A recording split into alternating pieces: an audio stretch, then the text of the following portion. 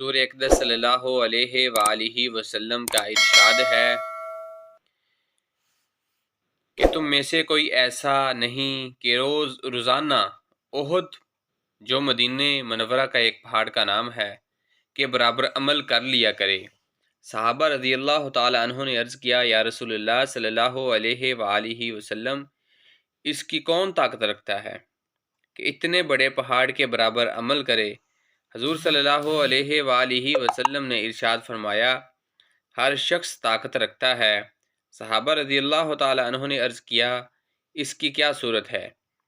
ارشاد فرمایا کہ سبحان اللہ کا ثواب احد سے زیادہ ہے، لا الہ الا اللہ کا احد سے زیادہ ہے، الحمدللہ کا احد سے زیادہ ہے، اللہ اکبر کا احد سے زیادہ ہے۔